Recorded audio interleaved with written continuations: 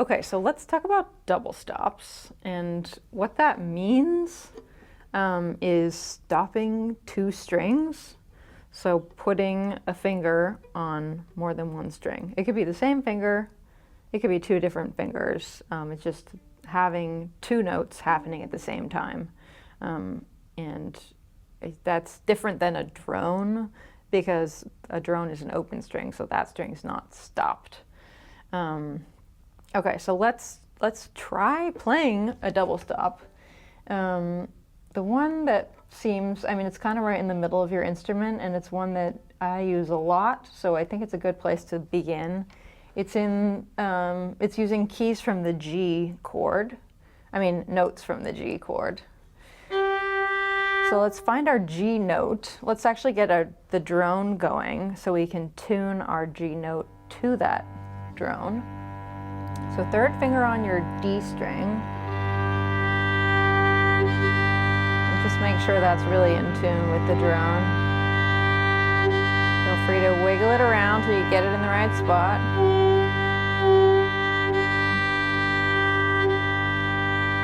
And you'll hear when it's right there because it kind of melts into the drone and it just sounds like one thing. Okay, and then we're going to add our second note, and that note's going to be a B natural, which is your first finger on the A string.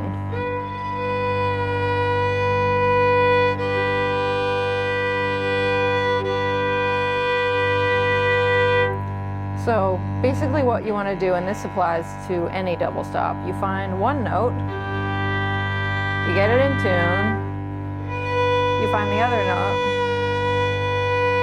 you get that one in tune. If you have a drone going, then you can just tune that note to the drone and then play them at the same time and adjust if you need to.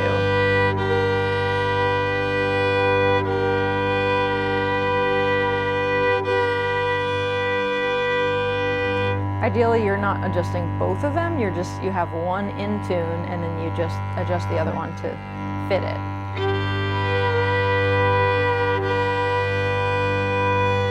And you might notice that there's actually a little bit of wiggle room with where the third can go, because this interval is called a third. The B is a third above the G.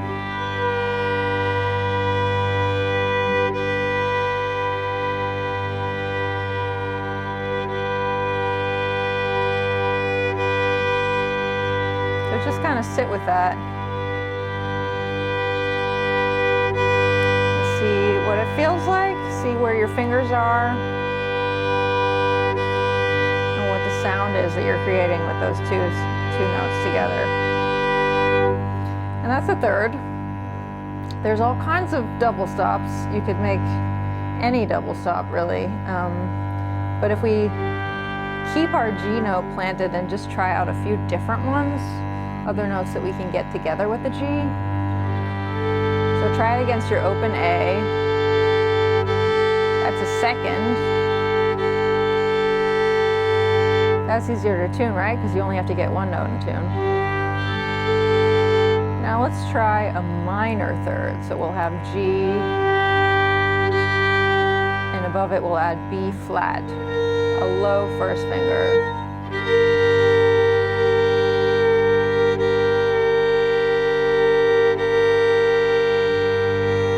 And then we had our regular third, our major third.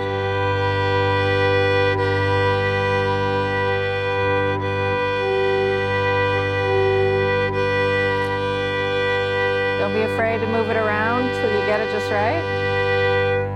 Now put down your second finger. So now we'll have a fourth, G and C.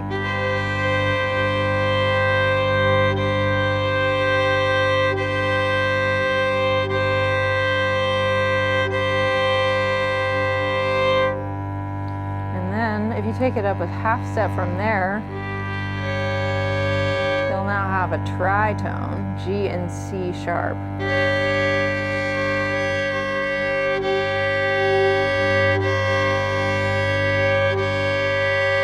Kind of harder to tune because it already sounds pretty dissonant.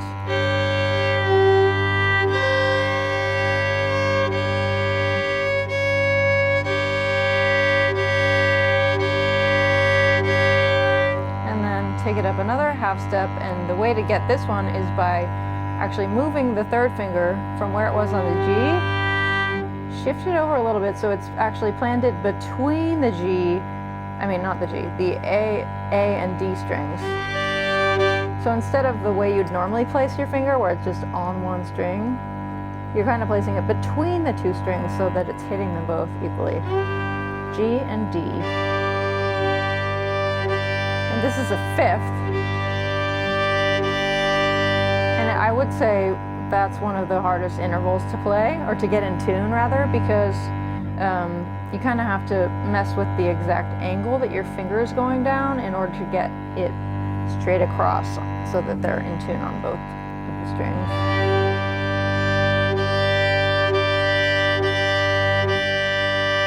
And if you're having trouble tuning a double stop, always make sure that your open strings are in tune, because you want to be practicing with your open strings in tune, because then you'll actually be learning about where to put your fingers down. If your string's out of tune, you're gonna have to put your finger in a different place to get it to sound right.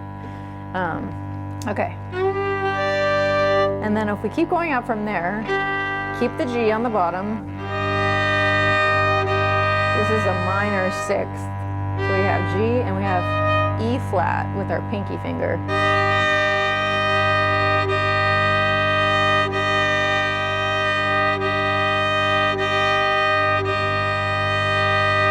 And then if you take that up a half step, we'll have a major sixth. G and E natural. You could tune that one against the open E. And then hear it with the G.